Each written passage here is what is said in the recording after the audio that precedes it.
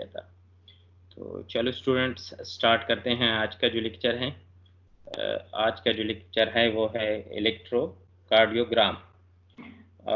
इसको इलेक्ट्रोकार्डियोग्राम भी कहते हैं और इलेक्ट्रोकार्डियोग्राफ भी कहते हैं। शॉर्ट फॉर्म में हम अगर कह दें कि ACG या RFAKG। यहाँ पर सुनो, मैं आपको बताता चलूँ कि ये जो है ये इलेक्ट्रोकार्डियोग्राम जो है ये एब्रीवेटेड है AKG से या ECG से। और ये टेस्ट जो है ये मेजर करता है electrical activity of heart beats. इंसान की जो हार्ट बीट है इसकी जो इलेक्ट्रिकल एक्टिविटी होती है इसको क्या करता है, ये मेजर करता है। ओके, तो स्टूडेंट्स इस टॉपिक में ये ग्राफ है। अगर ये ग्राफ आपको क्लियर है तो फिर टॉपिक मुश्किल नहीं है कि मतलब जब हार्ट बीट करता है तो ये ग्राफ हमारे पास किस तरह आता है।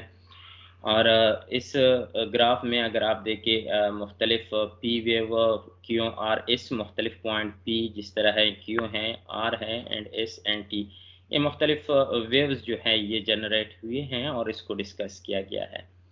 तो एक तो आज हम बात करेंगे इन वेव्स के हवाले से काफ़ी डिटेल से, और दूसरा हम ये जानने की कोशिश करेंगे कि ये वेव कहाँ से प्रोड्यूस होती हैं और ये वेव बनती किस तरह है और इन वेव से हमारे पास जो है ना क्या इन्फॉर्मेशन आती है। तो स्टूडेंट्स जिस तरह आप देख रहे हैं कि ये ग्राफ है, इसमें यहाँ जो है ये वेव जो है वो स्टार्ट होगी एक तरह से पी से। तो स्टूडेंट्स मैं बताता चलूँ सबसे पहले आप लोगों को कि बल्कि आपको सबको पता होगा कि और हार्ट जो है कंसिस्ट ऑफ 4 चेम्बर। हमारे हार्ट में जो है ना वो 4 चेम्बर होते हैं।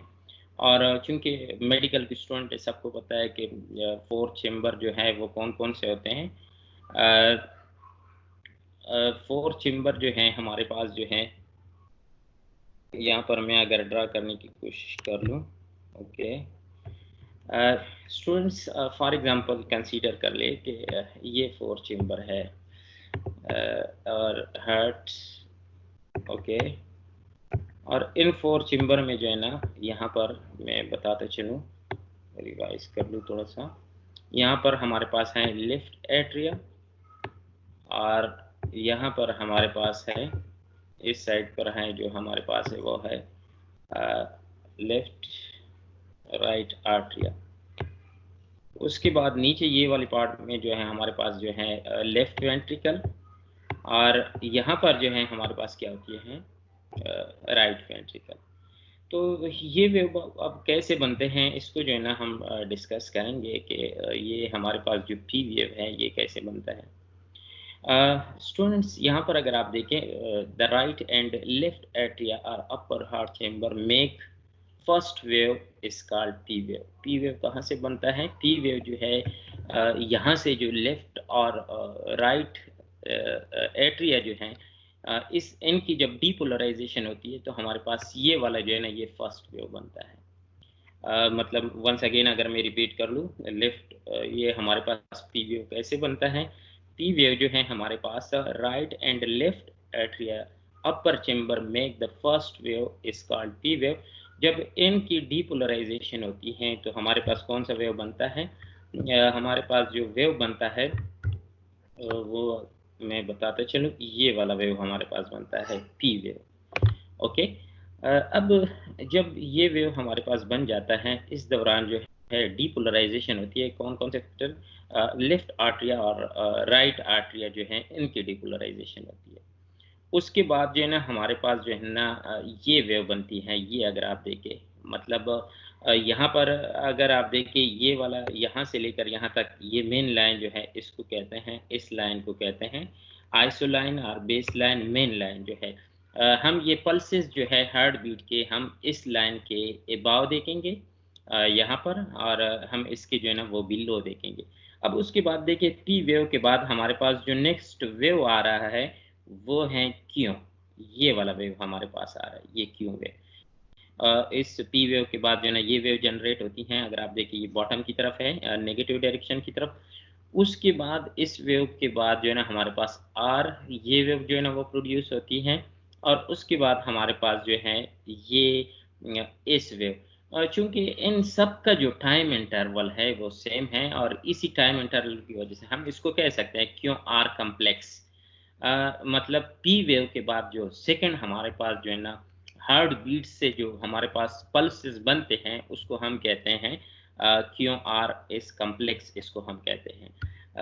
वंस अगेन मैं रिपीट कर लूँ, हम क्या कहते हैं, हम पी जो है ये हमारे पास जब बन जाता है पी वेव के बाद, जो पी वेव था ये हमारे पास बन रहा था लेफ्ट एट्रिया और राइट एट्रिया, इससे बन रहा था। ये जो क्यू आर कम्प्लेक्स हमारे पास बन रहा है, ये हमारे पास बन रहा है किस चीज़ से, वेंट्रिकल के डीपोलराइजेशन से। ये जो वेंट्रिकल हैं, left ventricle and right ventricle, ये जब डीपोलराइज होते हैं तो इनकी डीपोलराइजेशन से हमारे पास जो है ना वो बनती है कौन सी वेव हमारे पास बनती है। नेक्स्ट जो है ये क्यों आर कम्प्लेक्स बनता है। अगर मैं कोशिश करता हूँ कि इसको जो है ना वो हाईलाइट कर लूँ, और ये सेकंड जो है ये हमारे पास क्यों आर कम्प्लेक्स, इसका सेम इंटरवल है।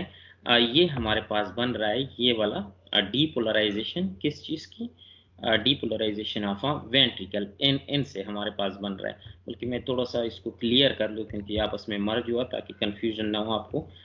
फर्स्ट वन अगर मैं बताऊं, फर्स्ट वन हमारे पास कौन सा बन रहा है, फर्स्ट वन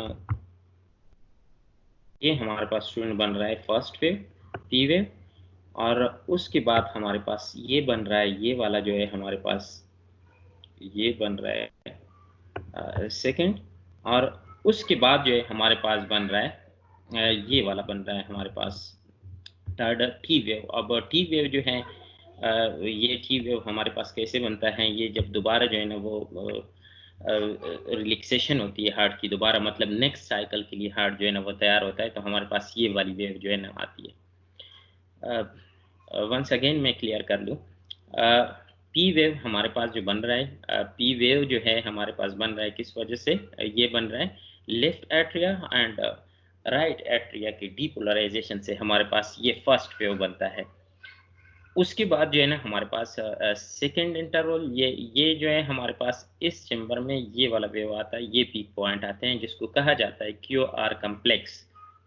उसके बाद नेक्स्ट साइकिल में हमारे पास जो है ना ये जो है ना ये बनता है टी वेव, जब दोबारा जो है ना हार्ट तैयार हो जाता है नेक्स्ट साइकिल, क्योंकि हार्ट की रिदम जो है ना वो कंटिन्यूसली होती रहती है और नेक्स्ट साइकिल के लिए। इसके बाद जो है ना मतलब मैं अगर आपको बताता चलूँ, इसके बाद नेक्स्ट इसी तरह फिर अगेन जो है इसके बाद जो है ना पी वेव जो है ना वो तैयार हो जाता है, उसके बाद फिर क्यों, और उसके बाद जो है ना फिर इस तरह जो है ना क्यों क्यों क्यों के बाद जो है ना हमारे पास आर सीधा इस तरह आ जाता है, उसके बाद जो है ना एस, और इसके बाद जो है ना इस तरह हमारे पास इस तरह नेक्स्ट हमारे पास टी वेव जो है ना वो आ जाता है। टी वेव मतलब टी वेव ये वाला वेव जो है ना, इसके बाद जो दोबारा जो है ना हार्ट की रिलैक्सेशन होती है, दोबारा जो है ना वो प्रोसेस स्टार्ट हो जाता है।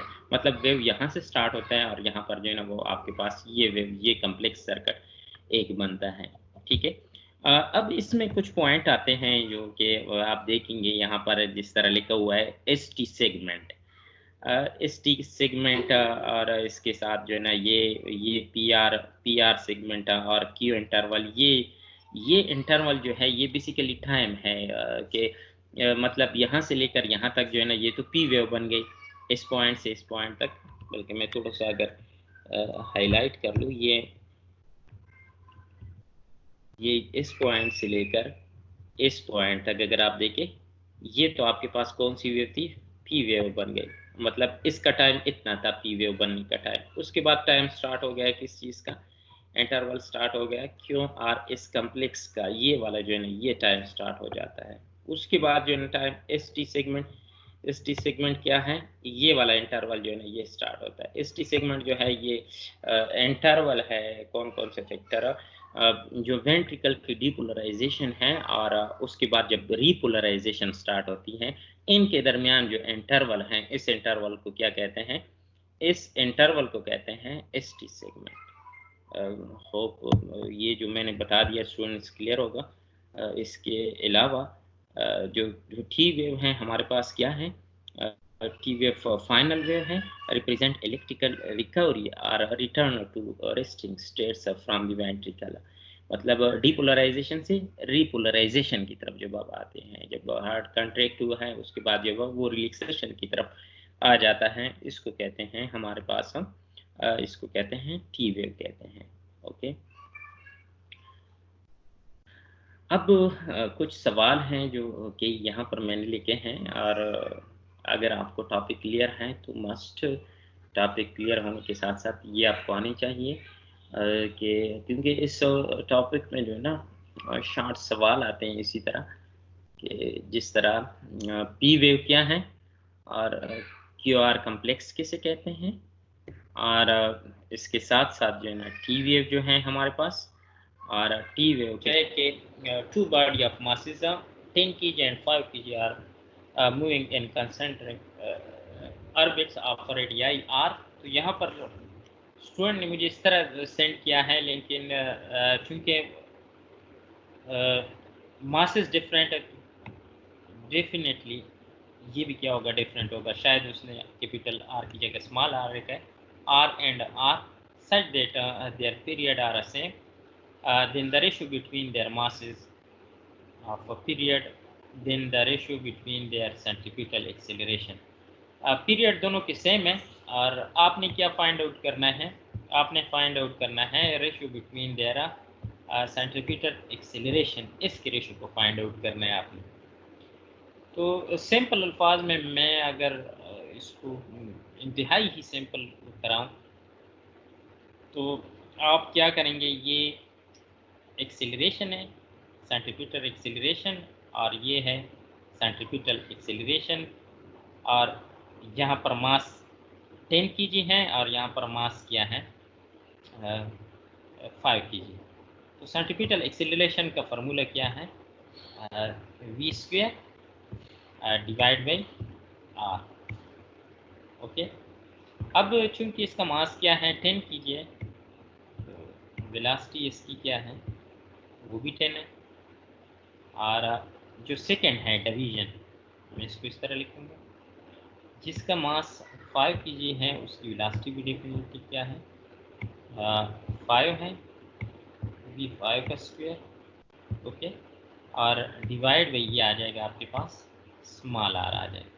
ठीक है, अब देखिए मैं इसको लिख सकता हूँ v10 square divide by v10 square divide by, इसको मैं लिख सकता हूँ v5। ठीक है, तो v10 और v5 का होल स्क्वायर आ जाएगा, मतलब अगला स्टेप आपके पास आ जाएगा v10 divide by v5,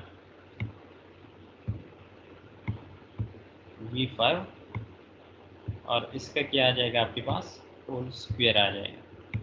clear, उसके बाद आपके पास आ जाएगा r डिवाइड बाई क्या आ जाएगा, जब आप क्रॉस मल्टीप्लिकेशन करेंगे कैपिटल R आ जाएगा। अब देखिए स्टूडेंट्स, इसकी जो है ना हमारे पास जो है वैल्यू है, और वो वैल्यू किस चीज़ की इक्वल है, वो वैल्यू है v10 divide by v5, r divide by r, जो पहले से मैंने कैलकुलेट किए। कैसे मैंने कैलकुलेट किए, मैंने क्या किया, इस क्या इक्वेशन 1, ठीक है, और इसको मैंने लिया इक्वेशन 2, ये इक्वेशन 2, फिर क्या क्या इन दोनों से जो है ना ये मैंने फाइंड आउट किया, बाकी सारे टर्म कैंसिल हो जाएंगे, ये कैंसिल हो जाएंगे, और एक स्मॉल आर रह जाएगा, एक कैपिटल आर रह जाएगा, और आपके पास v10 और ये रेशो रह जाएगा। तो मतलब मैं पुट कर सकता हूँ इसकी जगह यहाँ पर, जब आप इसकी जगह पुट करेंगे तो ये कुछ आपके पास इस तरह आ जाएगा, आर डिवाइड बाई क्या आ जाएगा स्मॉल आर। क्यों, क्योंकि दोनों के ऊपर स्क्वायर है, तो स्क्वायर एक एक इसकी रेसिप्रोकल है ये, बल्कि इसको इधर करवा देता हूँ, ये और आपके पास आ जाएगा ये।